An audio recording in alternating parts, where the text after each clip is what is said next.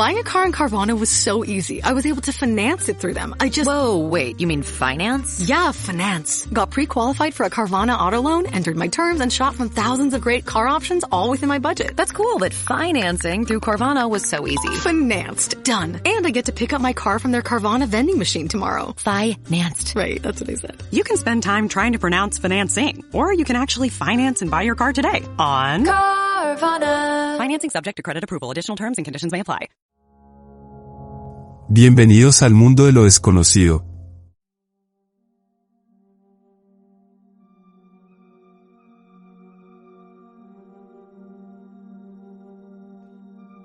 La primera vez que pensé que me estaba volviendo loco fue cuando desapareció el desodorante. Parece ridículo contarlo así, tan simple. Pero cuando te pasan cosas que no puedes explicar, y no una, sino varias veces, empiezas a cuestionarlo todo. Todo esto pasó en La Mesa, un municipio en Cundinamarca, más arriba de Anapoima. Mi mamá tiene familia allá, así que cada tanto viajamos. Ella, mi hermana menor y yo vivimos en un pequeño apartamento en Soacha. Vivimos solos desde que mi papá se fue, y con los años aprendimos a convivir con una rutina marcada, casi monótona. Mamá es obsesiva con la limpieza, mi hermana es adicta al celular, y yo solo intento sobrevivir y no explotar. Esa semana, antes del viaje, había comprado un desodorante viejo, un Old Spice Bear Glow del diseño anterior. Lo encontré en un mini mercado de barrio. El último que quedaba con esa presentación, y no preguntes por qué, pero me gustaba más ese diseño. Lo usé una vez y lo dejé en la mesa de centro de la sala. Al día siguiente, había desaparecido. Lo primero fue suponer que mi mamá lo había movido. Pero ella juró que no. Lo mismo mi hermana. Y créeme, cuando mi mamá dice que no fue ella, puedes apostar que no fue ella. Es honesta hasta la médula. Buscamos por toda la casa durante horas. Nada. Como si el maldito tarro se hubiese evaporado. No quise darle más vueltas. Al día siguiente nos fuimos para La Mesa.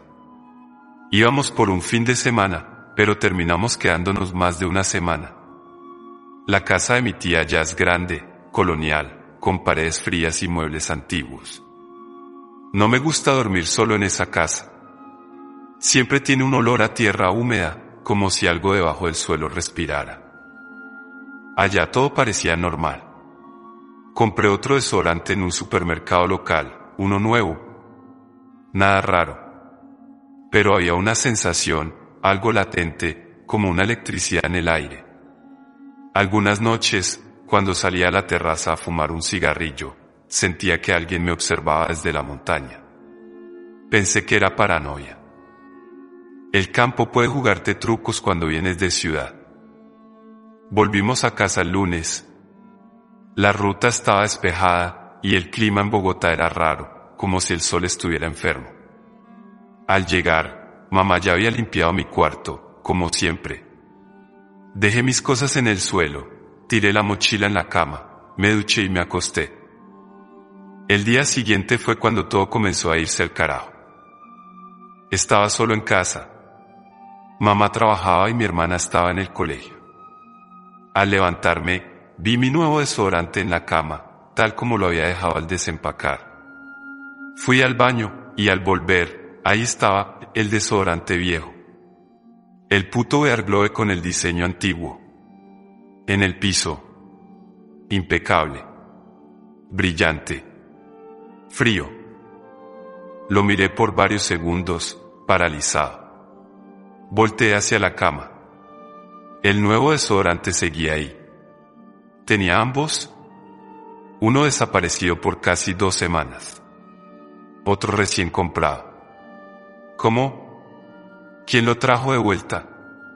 ¿Por qué? Le escribí a mi mamá. Me dijo que nunca lo encontró mientras limpiaba. Que incluso había revisado detrás del mueble donde lo había dejado por última vez.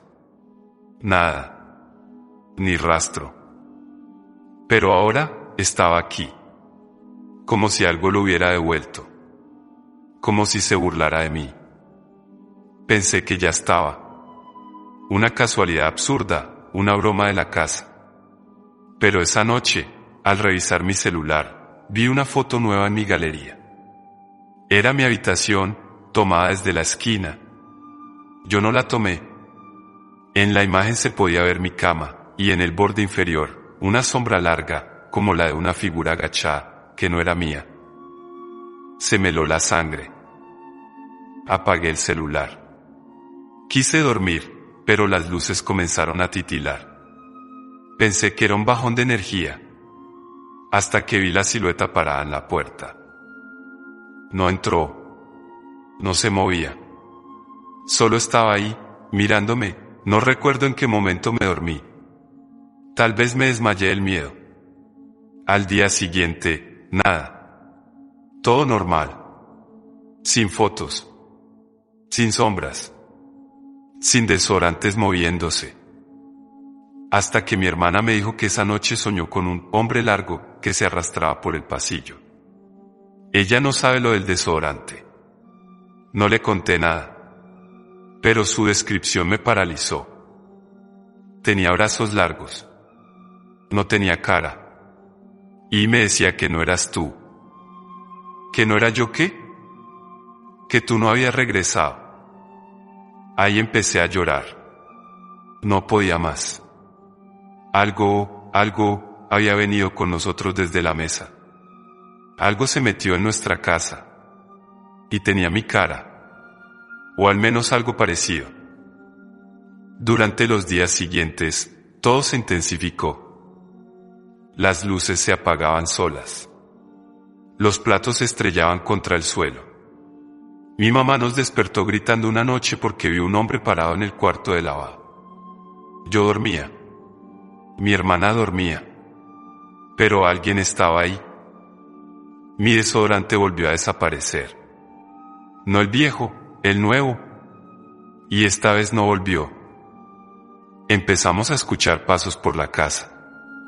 Golpes en la pared a las 3 de la mañana. Risas en el baño. Y luego, la voz. Me llamaba por mi nombre. Desde la sala. Desde el balcón. Desde dentro del armario. Al principio creí que estaba soñando. Pero mi hermana la escuchó también. Y mi mamá. Cada uno en días distintos. Siempre la misma voz. La mía, pero distorsionada. Como si viniera de un radio viejo. Decidimos bendecir la casa. Mi mamá llevó agua bendita del templo en San Mateo. No somos religiosos, pero ya no sabíamos qué más hacer. Esa noche, mientras esparcíamos el agua por los rincones, algo se quebró en la cocina. Fuimos corriendo. Los platos de cerámica estaban en el suelo, rotos como si los hubieran lanzado con fuerza. Y en el centro de la mesa estaba mi desodorante, abierto, derretido, humeante, como si lo hubieran cocinado. Fue ahí cuando entendí. No era el desodorante, era el objeto, la puerta, el vínculo. Esa cosa, eso que imitaba mi voz, usaba los objetos para pasar. Como si necesitara algo personal para anclarse. Y nosotros, sin saber, lo habíamos traído con nosotros desde la mesa. O quizás siempre estuvo allá. Y solo necesitaba que me alejara un tiempo para entrar en mi lugar. Mi hermana empezó a enfermarse. No quería comer. Decía que el otro yo le hablaba todas las noches desde debajo de su cama. Yo me mudé a su habitación para protegerla. Puse sal en las ventanas. Crucifijos en las puertas. Nada sirvió. Una madrugada desperté con el sonido de mi propia voz llamándome desde la sala. Me levanté. Y al llegar, vi algo sentado en el sofá. Tenía mi rostro, pero los ojos estaban completamente negros. No parpadeaba. Sonreía con los labios cerrados. Gracias por dejarme entrar, dijo, con mi voz. ¿Qué quieres? Pregunté. No lo sé aún. Pero tú ya no eres necesario. Corrí. Cerré la puerta. Me encerré en la habitación de mi hermana. Le rogué a mi mamá que saliéramos de la casa, que nos fuéramos. Ella aceptó. Empacamos lo poco que pudimos y tomamos un bus a Bogotá al amanecer. Nos quedamos en casa de una amiga de mi mamá durante varios días. Pero algo cambió. Algo no estaba bien.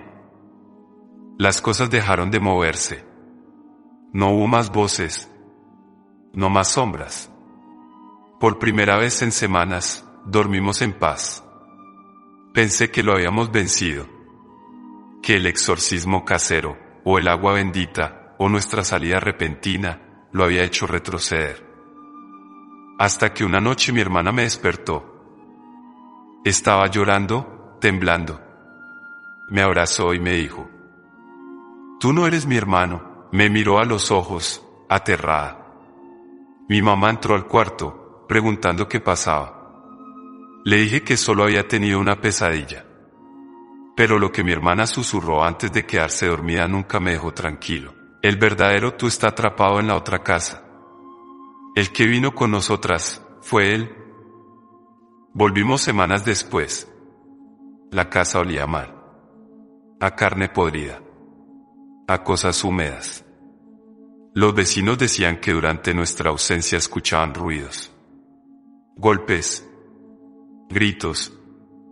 A veces alguien abría las ventanas por dentro. A veces, desde el cuarto de mi hermana, se veía una silueta. Nunca recuperamos la normalidad. Dormíamos con las luces prendidas. Tiramos los desodorantes. Cambiamos los muebles. Hicimos una misa. Todo fue inútil. El otro yo seguía ahí. A veces, lo veo reflejado en el televisor apagado. A veces lo escucho caminar cuando estoy solo. Mi hermana ya no me mira a los ojos por mucho tiempo. Mi mamá ya no me abraza.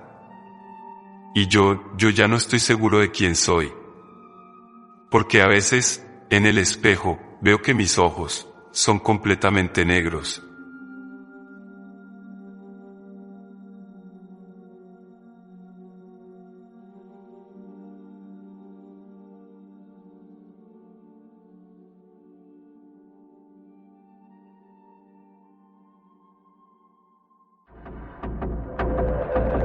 Te recordamos que nos puedes escuchar en iVoox, Spreaker, Spotify, iHeartRadio, Amazon Music, Castbox, Deezer, Podcast Addict, Podchaser y YouSound. Continuamos con más.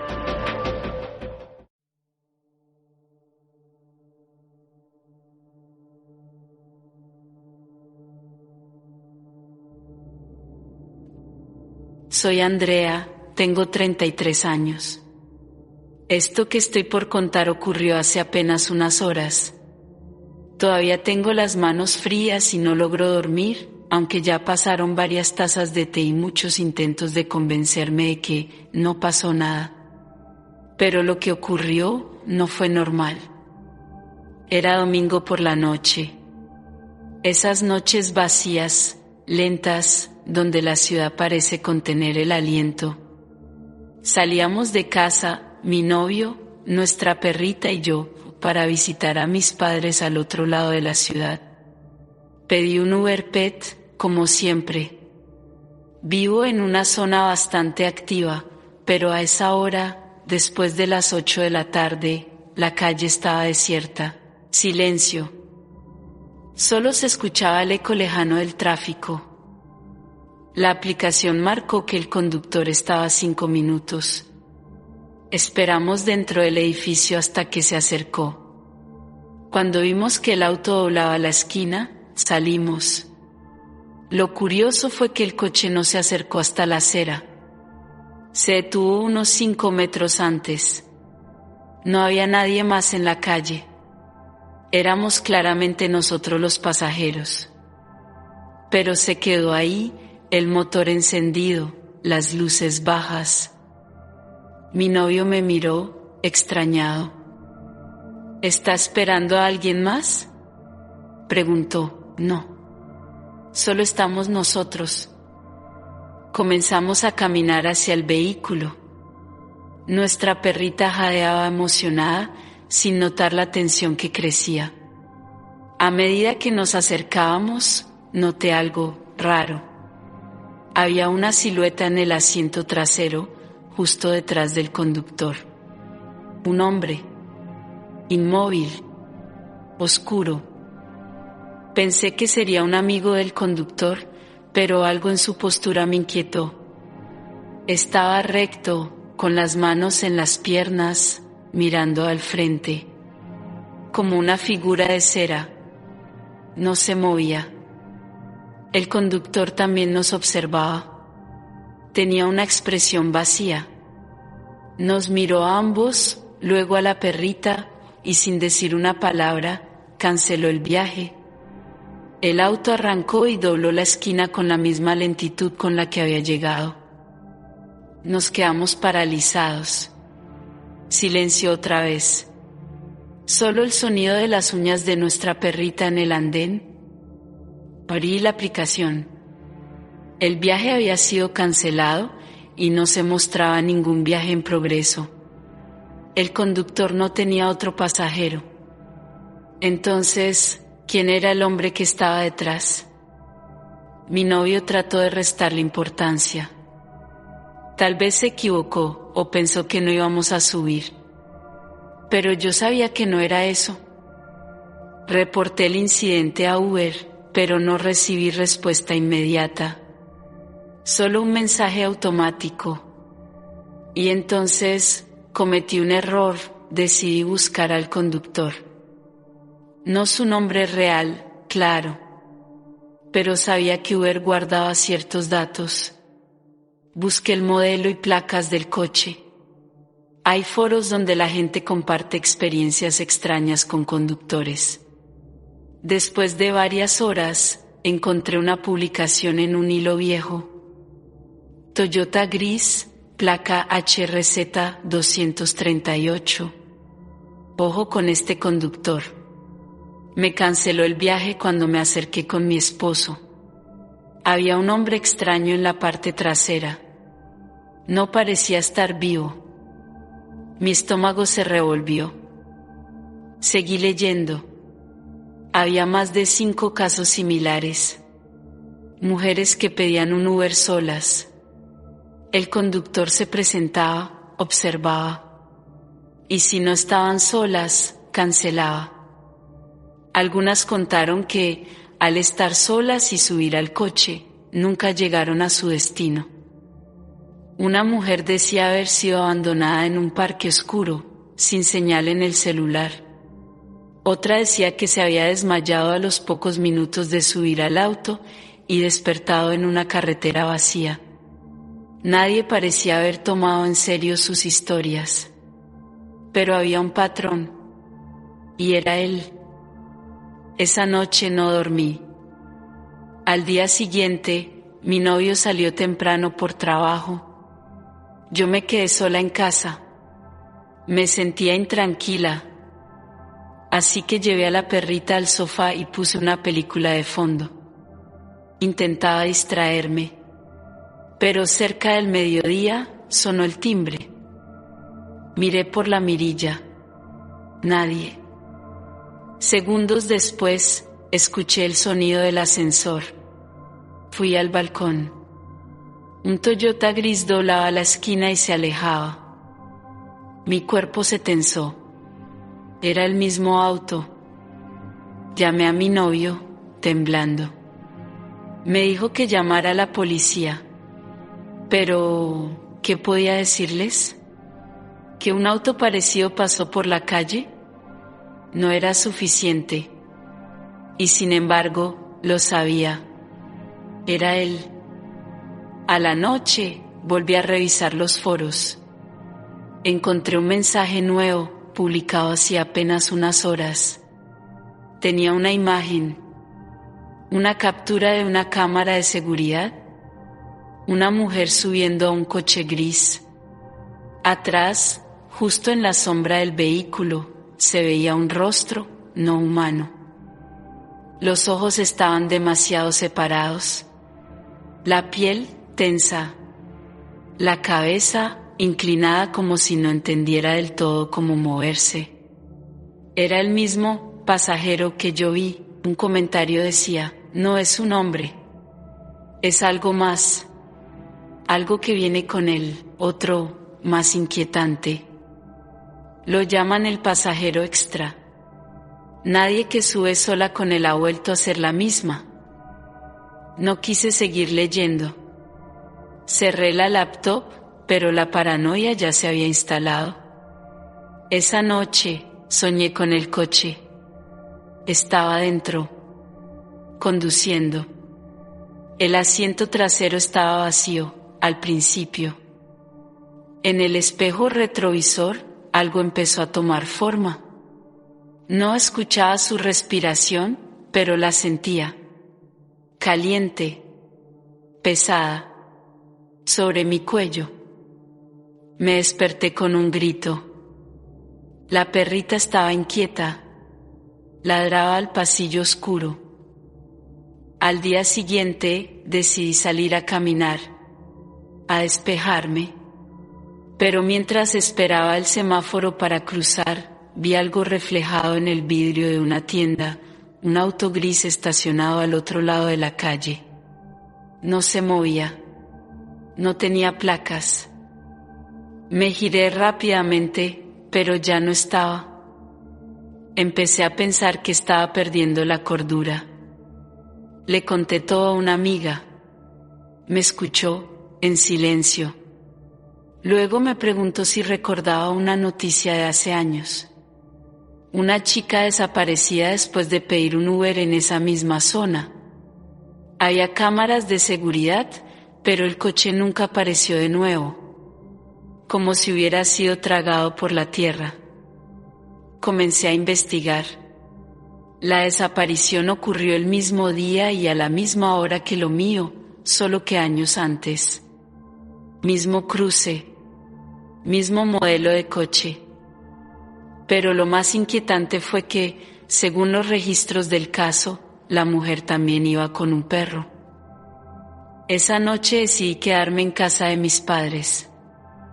Empaqué rápido y salimos en taxi. Horas después, mientras revisaba el correo, recibí una notificación de Uber. Gracias por viajar con nosotros. Esperamos que Andrea haya tenido un buen trayecto. El correo incluía detalles del viaje, 8:17 de la tarde, origen, mi edificio. Destino, desconocido. El conductor, HRZ 238. Lo más aterrador fue la imagen de la cámara del coche, que a veces aparece para confirmar el viaje. Estaba yo en el asiento trasero, sola. Yo nunca subí. Intenté contactar con Uber, la policía, incluso medios. Nadie me escuchó. Dicen que es un error del sistema, que fue una falla, que el auto nunca estuvo allí, que no hay cámaras que lo hayan registrado en mi edificio esa noche. Pero yo sé qué pasó. Y ahora, cada vez que voy por la calle, veo autos que se detienen por unos segundos de más. Vidrios oscuros. Siluetas inmóviles en los asientos traseros. El pasajero extra sigue buscando. Y me temo que, de alguna forma, ya sabe dónde vivo.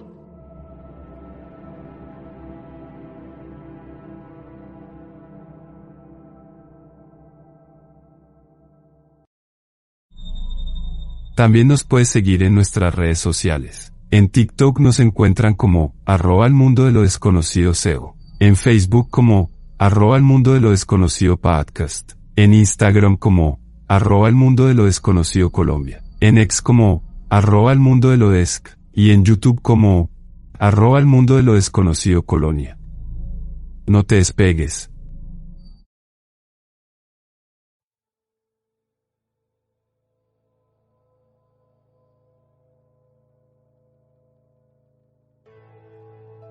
Mi nombre no es importante. Durante años fui reportero de investigación en un medio nacional, especializado en corrupción institucional. Hoy vivo en una cabaña en los Pirineos, aislado de todo. Escribo esto como testimonio. Quizás no lo leas en los grandes periódicos, quizás no llegue a las redes, pero si logras escuchar mi voz, entonces aún hay esperanza. Todo comenzó cuando me asignaron cubrir un caso rutinario de licitaciones irregulares dentro de un ministerio. Corrupción, sobornos, desvío de fondos, el pan de cada día. Pero algo no encajaba. Había demasiadas piezas bien armadas, movimientos quirúrgicos sin error alguno. Las cifras cuadraban, los testigos desaparecían justo antes de declarar, y los nombres implicados parecían inalcanzables. Fue entonces cuando alguien me habló del informe de Aten. El informe de Aten no era oficial. Se trataba de una filtración de un estudio académico que jamás fue publicado, realizado por un grupo de psicólogos de Cambridge en colaboración con observadores de inteligencia del Reino Unido. Su tesis era escalofriante: las estructuras de poder atraen psicópatas funcionales como si fueran imanes.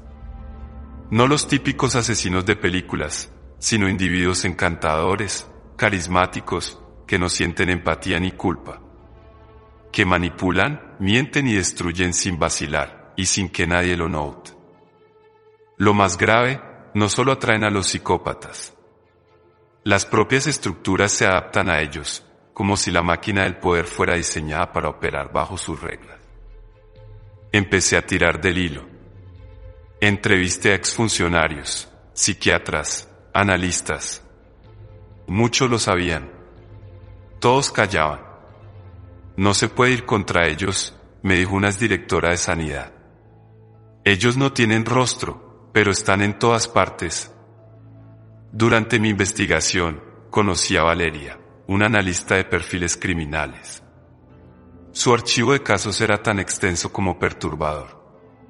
Me mostró grabaciones de reuniones privadas entre figuras públicas, risas falsas, frases medidas, gestos perfectamente programados. Todo parecía un teatro.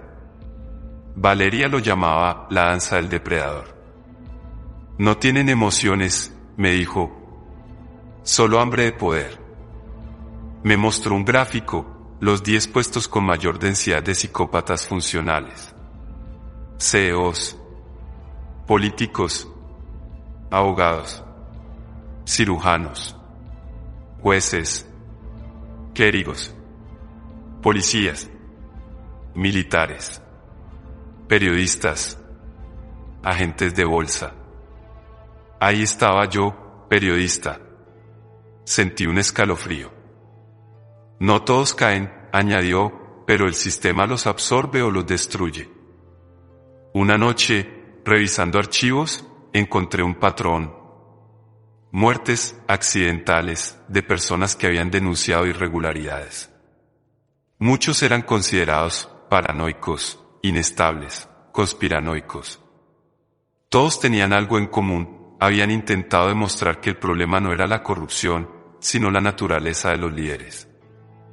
Uno de ellos, un joven asesor parlamentario, dejó una carta antes de suicidarse. No tienen alma, no sienten, no piensan en consecuencias. Son como máquinas disfrazadas de humanos. Yo los vi reírse mientras firmaban el cierre de un hospital infantil. Fue esa frase la que me destruyó. Presenté mis hallazgos a mi jefe. Lo desestimó.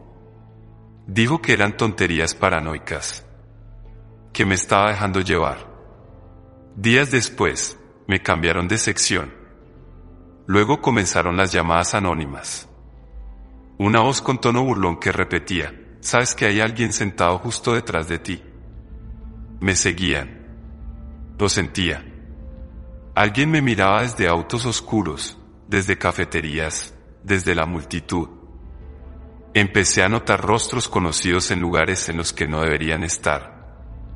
Una asesora política en la entrada de mi edificio, un exministro en la librería donde compraba libros de psiquiatría. Valeria me advirtió: Cuando se dan cuenta de que los estás viendo, te marcan. Se llaman entre ellos. No todos son psicópatas, pero muchos están entrenados para obedecerlos. Como células de un organismo frío y perfecto. Ella me mostró su última investigación, la red gris. Un supuesto sistema informal de control operativo y psicológico, usado por psicópatas para infiltrar gobiernos, corporaciones, ONGs. No tenían nombre oficial. Eran como sombras. ¿Qué quieren? Le pregunté. Todo. Pero sobre todo, que no lo cuentes. A los pocos días, Valeria desapareció. Su apartamento estaba vacío. Su número, desactivado. Su cuenta de correo, cerrada. No hubo denuncia. Nadie la buscó. Como si nunca hubiese existido. Solo quedó una nota pegada bajo la tapa de su laptop. No son humanos como tú y yo. Y si no lo ves, es porque ya estás dentro del juego. La paranoia se apoderó de mí. Comencé a grabar todo. Tenía miedo incluso de dormir. La prensa me cerró las puertas. Mis redes fueron bloqueadas. Me convertí en un paria. Entonces decidí escapar. Vine a los Pirineos con un único objetivo, terminar este relato. Escribirlo todo. Dejar constancia. He pasado los últimos 3 meses recopilando datos. Todo apunta a lo mismo, el mundo está dirigido por personas que carecen de empatía.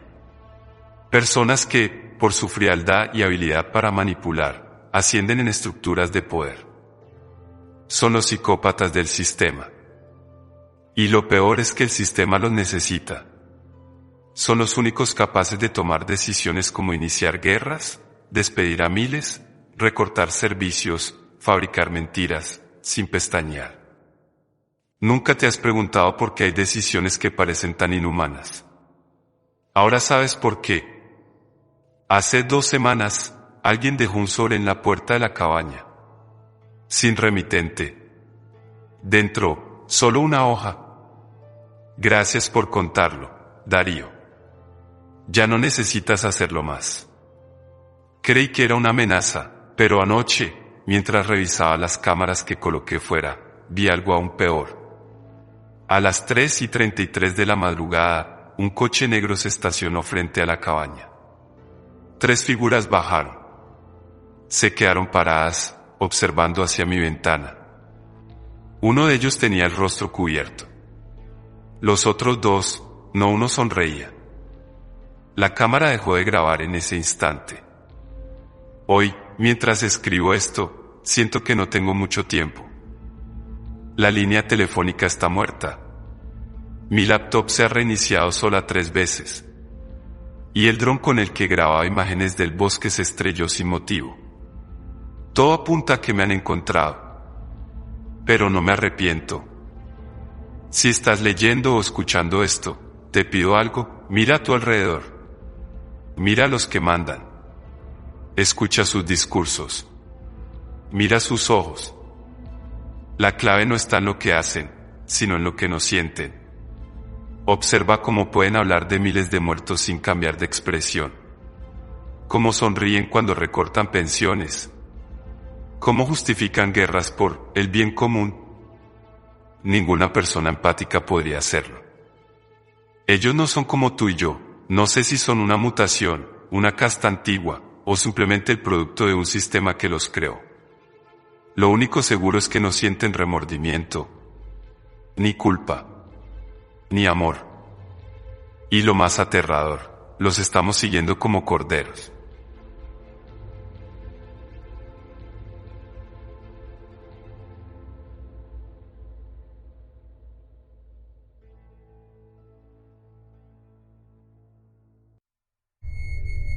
Adicional nos podemos comunicar para sugerencias y mejoras en garoestudios@gmail.com.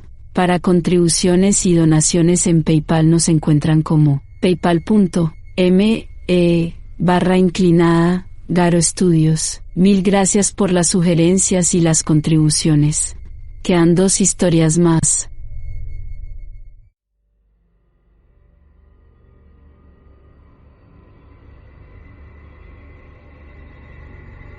Durante mis años de universidad, adopté un estilo de vida desordenado y, francamente, irresponsable.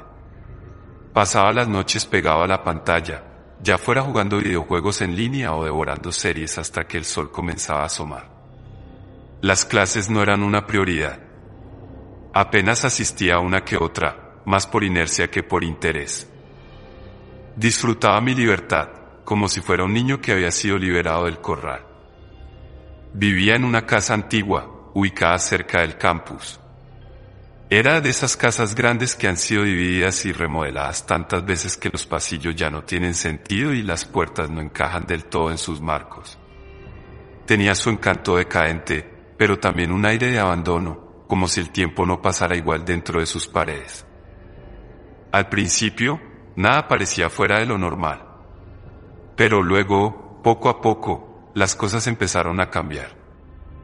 Primero fue esa sensación, como si alguien más estuviera en la habitación. No era miedo, exactamente. Era más bien como un susurro constante en la nuca, una presencia que se hacía notar solo cuando te quedabas en silencio, sin luces, sin pantallas. Me decía a mí mismo que era el cansancio, que estaba sugestionado por las horas sin dormir. Pero luego comenzaron los sueños. Soñaba con pasillos que no terminaban, con figuras negras que me miraban desde esquinas imposibles. Me despertaba empapado en sudor, el corazón retumbando como si hubiera corrido kilómetros. Y, lo peor, paralizado. No podía mover un solo músculo.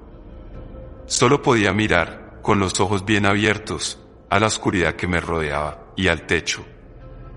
Era entonces cuando lo veía. Una figura oscura que se deslizaba por el techo, flotando como humo espeso. A veces se detenía justo encima de mí.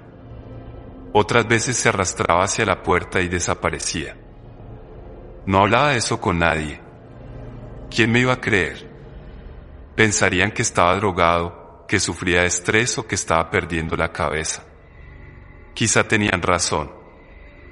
Todo se intensificó después de un viaje corto que hice un fin de semana. Al volver, noté un olor extraño en la casa. No era podredumbre ni humedad. Era algo más denso. Como quemado. Como si algo se hubiera quemado desde dentro. Lo ignoré, pensando que sería la basura o alguna comida olvidada. Esa noche estaba solo. Mis compañeros no habían regresado aún. Me metí en la cama cerca de las 2 de la mañana. Cerré los ojos. Empezaba a caer en ese punto intermedio entre el sueño y la vigilia, cuando escuché el crujido. Era inconfundible, la puerta del armario abriéndose. Abrí los ojos, sobresaltado. Me senté en la cama y me quedé quieto, escuchando. El crujido volvió, más fuerte esta vez. Me levanté, aún medio dormido, y me acerqué.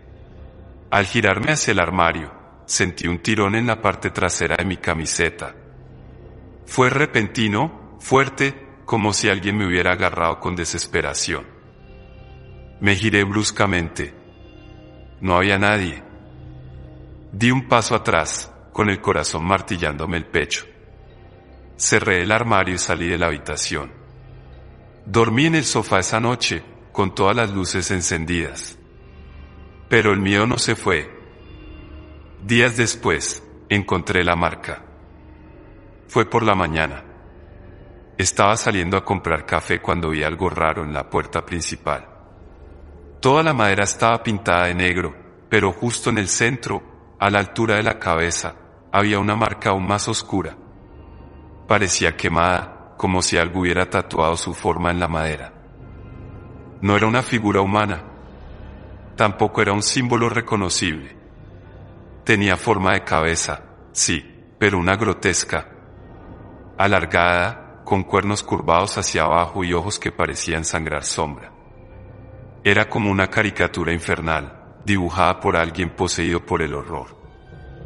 La toqué. La madera estaba fría. Demasiado fría. Pregunté a mis compañeros si sabían algo. Ninguno había visto esa marca antes. Uno de ellos incluso dijo que parecía una mancha de humedad, aunque todos sabíamos que no lo era. La ignoramos. O fingimos hacerlo.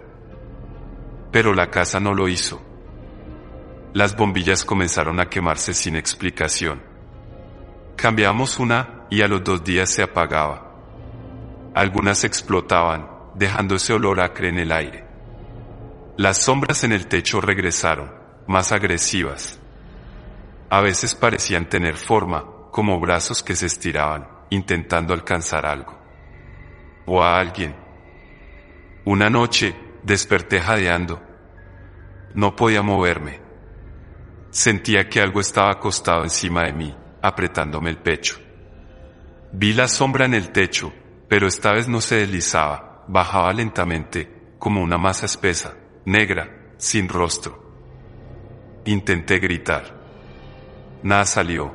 De pronto, la lámpara del techo estalló y la sombra desapareció. Me incorporé, sudando, temblando, con el corazón en la garganta. Fue entonces cuando tomé la decisión. No podía seguir viviendo allí. Esa casa, esa habitación, estaba maldita. Empaqué mis cosas y me mudé.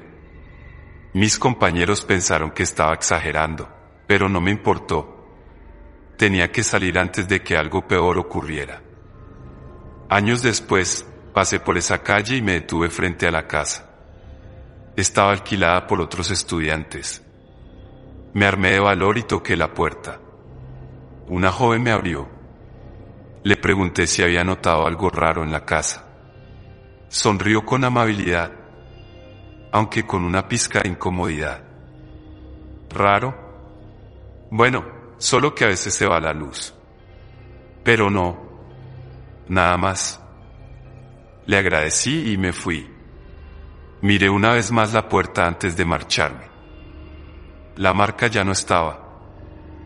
Pasaron los años. Me gradué, conseguí trabajo, formé una familia. Pensé que había dejado ese capítulo atrás. Pero hace unas semanas, algo volvió. Todo empezó con mi hijo, de apenas 4 años. Una noche vino corriendo a mi habitación, llorando. «Papá, hay un hombre negro en el techo de mi cuarto». Se me heló la sangre. Corrí a su habitación.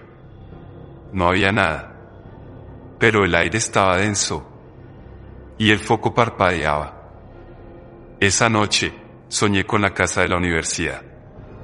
Caminaba por sus pasillos vacíos, desmoronados. Todo estaba oscuro, salvo por una puerta, la principal.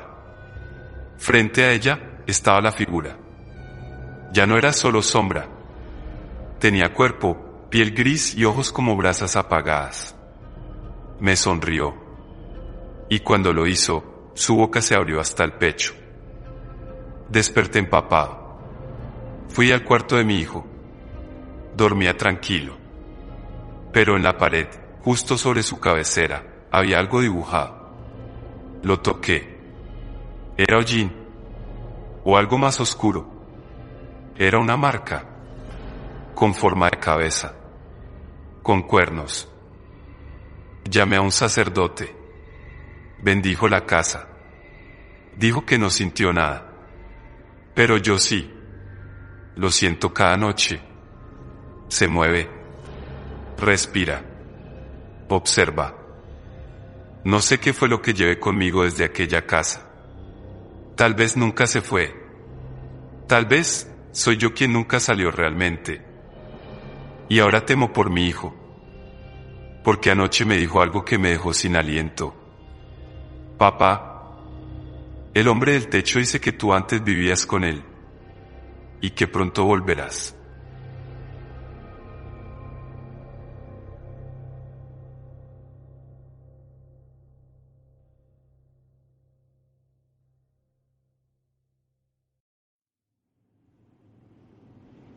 Únete a mi Patreon y sé parte del mundo de lo desconocido, de una forma única. Allí encontrarás contenido exclusivo que no escucharás en ningún otro lugar. Estamos hablando de episodios especiales, investigaciones profundas, teorías no contadas y, hasta relatos aterradores basados en hechos reales que jamás han salido al aire. Así que no lo pienses más, visita mi página en Patreon, El Mundo de lo Desconocido Podcast, y forma parte de esta comunidad exclusiva. Nos vemos en el lado oscuro, pero exclusivo. Gracias por escucharnos. Esta es nuestra última historia del día de hoy.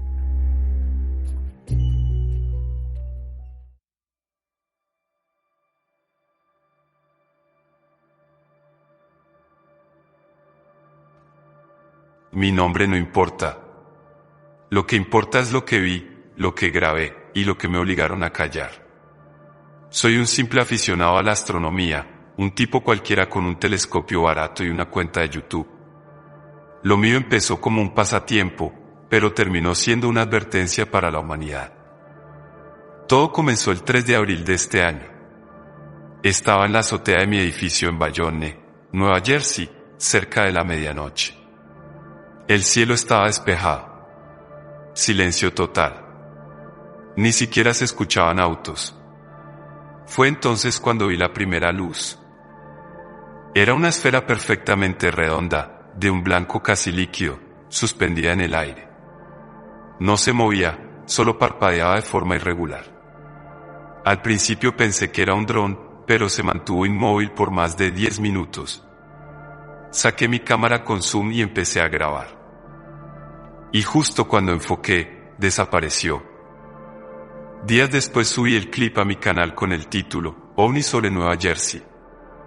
Luz inexplicable captada el 3 de abril. Nada espectacular. Apenas unas visitas. Pero luego llegaron los comentarios. Gente de Newark, Elizabeth, Jersey City, todos decían haber visto algo similar esa misma noche. Incluso una mujer escribió, yo lo vi. Lo juro. Mi hijo también lo vio. Después de eso, comenzaron los zumbidos.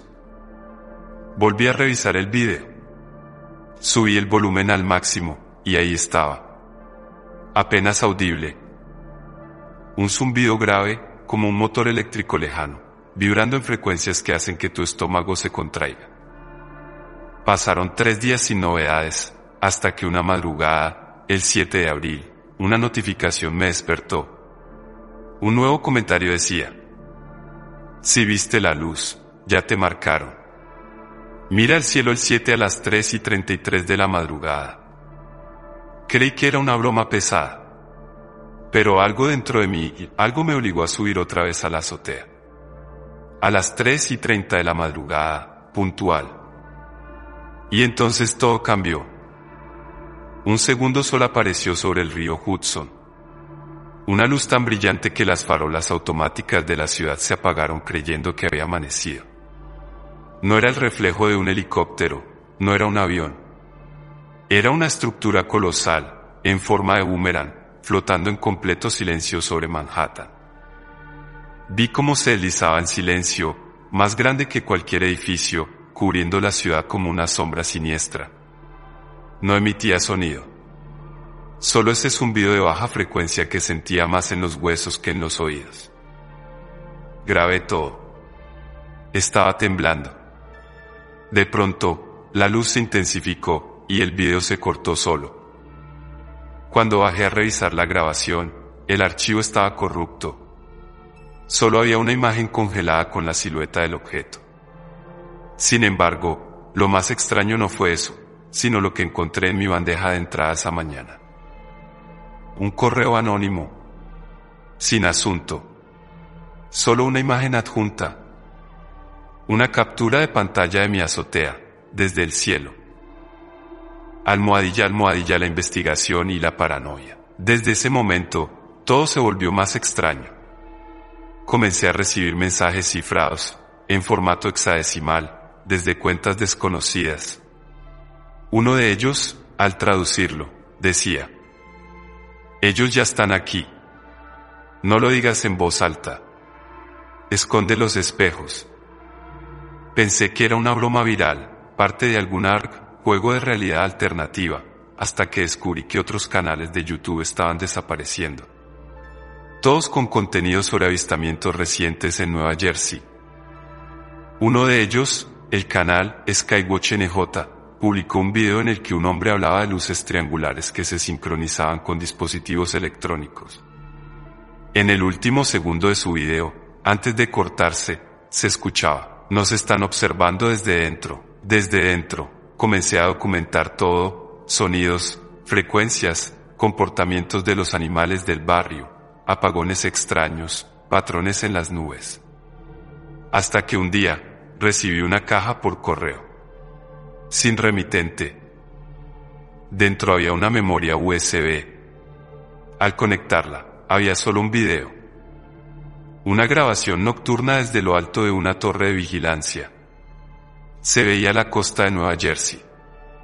En el cielo, al menos 8 luces perfectamente alineadas descendían lentamente. Y luego, una sombra se materializó detrás de la cámara. Una silueta humanoide, pero demasiado alta, delgada, con extremidades anormalmente largas. Cuando la criatura se giró hacia la cámara, su rostro no tenía rasgos. Solo una boca abierta en silencio eterno. El video se detenía justo cuando el ente tocaba el lente. Después de eso, comencé a notar cambios en mi cuerpo. Almohadilla, alteraciones. Mis uñas comenzaron a caer. Mi vista mejoró súbitamente. Podía ver detalles minúsculos desde largas distancias. Y peor aún, empecé a escuchar frecuencias que nadie más podía oír. Mis sueños se volvieron más vívidos. En todos, estaba suspendido en una sala blanca, con luces flotantes, y una voz que decía: "Eres un canal. No lo niegues. Recibe y transmite". A los pocos días, mi teléfono comenzó a grabar solo. Mis cámaras se encendían por sí mismas. Las luces del baño parpadeaban cada noche a las 3:33 de la madrugada. Decidí hablar. Hacer un video contando todo. Era hora de revelar lo que estaba pasando. Lo titulé: "Nadie mira hacia arriba, revelaciones desde Nueva Jersey". Lo subí el 13 de abril a las 5 de la tarde. Exactamente 13 minutos después, mi cuenta fue suspendida. Sin explicación. Horas después, mi apartamento fue allanado por hombres vestidos de negro, sin insignias, sin identificación. Solo dijeron: "Se activó una alerta de frecuencia. Usted no tiene autorización". Me tomaron muestras de sangre. Revisaron mis cámaras. Y al irse, dejaron una advertencia: "No compartas lo que no entiendes. Lo que viste no fue un error, fue una invitación". Almohadilla al final, o el principio. Ahora estoy escondido. Pero no por miedo. Estoy esperando. Porque esta noche, a las 3:33 de la madrugada, las señales regresarán. Ya los escucho. Ya los siento. Y si estás escuchando esto, significa que el mensaje logró salir. Significa que tú también lo sospechas. Que has visto las luces, que has sentido el zumbido en los sueños, que has notado los reflejos que no corresponden a nadie. Y significa que te han elegido también. No es una invasión. Es una asimilación silenciosa. Los cielos no están vacíos. Nunca lo estuvieron. Solo que nadie mira hacia arriba.